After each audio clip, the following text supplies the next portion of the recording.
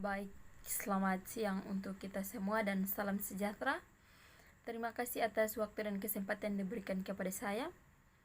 Kembali lagi bersama saya, nama Venter Stalas, NIM 1703080012, kelas A reguler sore, semester 7, jurusan Sosiologi, mahasiswa Universitas Nusa Cendana Kupang.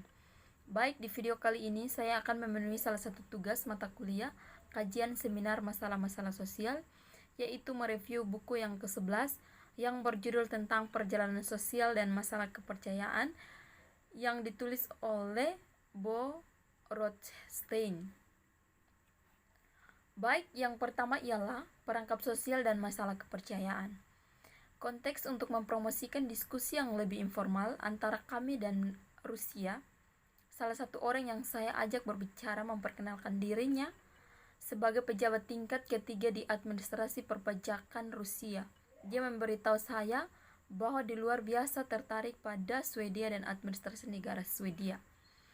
Untuk yang sangat khusus alasan, dia telah menghubungi rekan-rekannya di Dewan Pajak Nasional di Stockholm dan mereka memberitahunya sesuatu yang sangat mengejutkan. Mustahil bahwa Dewan Pajak Nasional Swedia mengumpulkan 98,7% dari apa yang mereka tagihkan kepada pembayar pajak Swedia. Mungkinkah ini?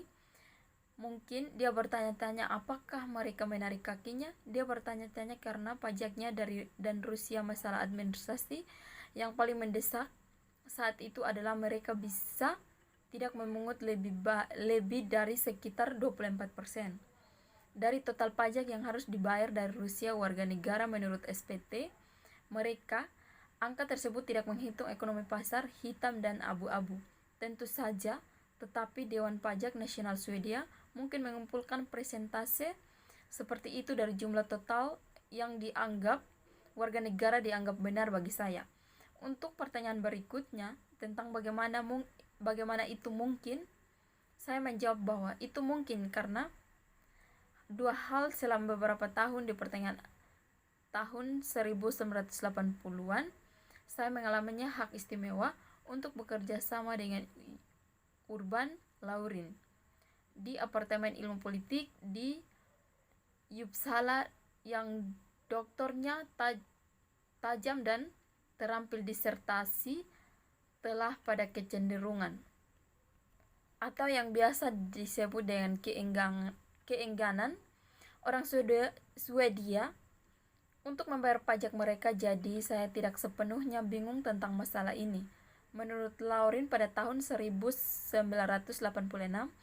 melalui kolaborasi jangka panjang dalam ilmuwan politik Margaret Lewy di Universitas Washington di Seattle, saya juga pernah berhubungan dengannya aspek-aspek tertentu dari penelitian Amerika tentang subjek yang menarik. Ini menurut Levy pada tahun 1988 di Schools dan Lubell pada tahun 1998. Menggunakan penelitian Laurin dan orang lain yang saya ketahui pada saat itu, saya menjawab bahwa kesediaan Swedia untuk membayar pajak didirikan atas keyakinan yang tersebar luas bahwa administrasi perpajakan cukup kompeten dan memaksa sebagian besar warga negara lain untuk membayar dengan salah satu atau lain cara, dan sebagian besar warga negara lain untuk membayar dengan satu lain atau lain cara, dan karena orang percaya bahwa orang lain pada umumnya membayar sesuai dengan yang seharusnya.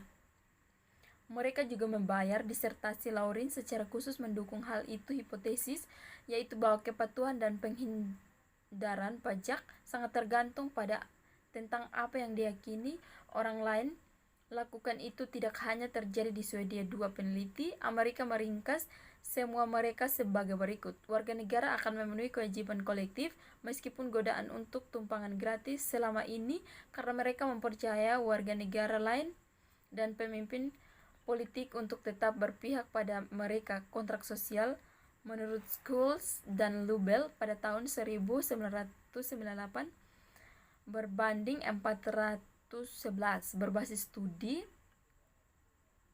besar di Denmark. Data survei juga menunjukkan korelasi seperti itu semakin rendah kepercayaan sosial. Standar moral yang lebih rendah dalam hal membayar pajak menurut Gold Anderson, tapi lanjut saya penelitian sudah memberikan penjelasan.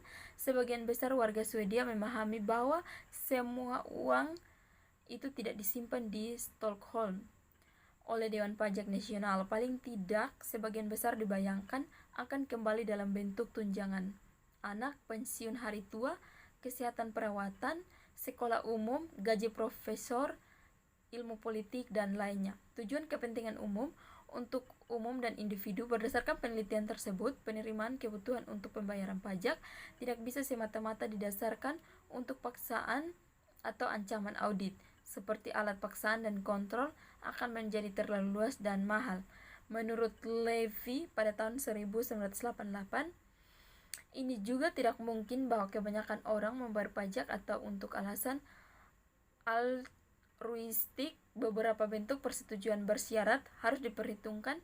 Kami memahami ini, yang berarti bahwa warga negara bersedia membayar pajak mereka dalam kondisi tertentu atau meskipun dengan enggan. Syarat-syarat itu, kataku dulu, orang percaya bahwa kebanyakan orang lain mungkin membayar sesuatu dengan yang seharusnya, dan kedua, sebagian besar uang digunakan untuk tujuan yang dianggap orang sah.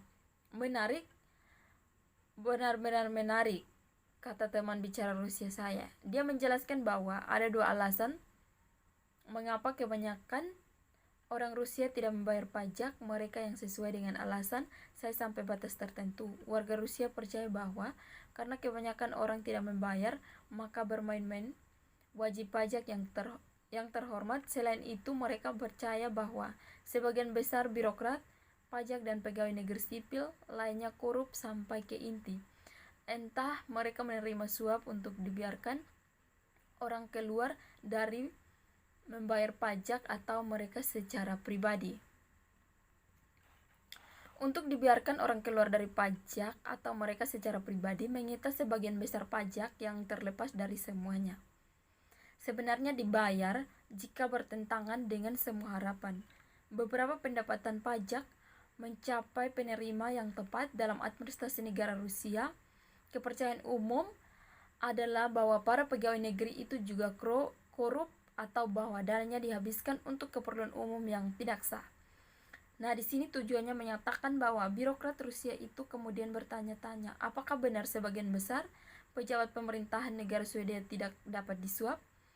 Saya menjawab masuk afirmatif dan kemudian bertanya, agak diam-diam, apakah keyakinan warga Rusia tentang korupsi yang meluas dan penguapan dalam administrasi perpajakannya didirikan? Oh ya, jawabannya terus terang membuatku terkejut. Ini adalah birokrat besar dengan lebih dari 100.000 pegawai negeri dan tentu saja lebih banyak yang siap, mau, dan mampu menerima suap. Namun kebanyakan dari mereka juga menyadarinya bahwa situasi saat ini tidak dapat dipertahankan dan secara fundamental ditentang korupsi yang umumnya merajalela. Dia mengatakan bahwa masalahnya sebenarnya adalah sama seperti para pembayar pajak, tidak ada gunanya menjadi satu-satu pegawai negeri yang tidak menerima suap jika seseorang percaya bahwa hampir semua orang melakukannya. Saat teman baru Rusia itu menjelaskan bahwa dia bisa menemukan cara untuk meyakinkan mayoritas pegawai negeri yang sebagian besar akan berhenti menerima suap dan menempatkan pendapatan pajak di kantong mereka sendiri. Dia yakin itu luar biasa. Mayoritas akan siap untuk berhenti dari korupsi. Suatu saat itu banyak sekali liputan dalam bahasa Rusia dan Swedia, surat kabar tentang tidak dibayarnya upah dan pensiun yang menimbulkan kegelisahan yang meluas di seluruh Rusia. Dengan mengingat hal itu, saya bertanya teman Rusia lagi, apakah sebagian besar warga Rusia menyadari hal itu? Jika mereka melakukannya tidak membayar pajak, negara tidak akan pernah memberi mereka sekolah perawatan, kesehatan, dan pensiun-pensiun. Dia menjawab bahwa sebagian besar orang Rusia sangat memahami hal itu, tetapi sekali lagi sebagian besar juga percaya bahwa tidak ada gunanya berada. Baik, sekian dari video saya. Terima kasih, sampai jumpa di video yang berikut.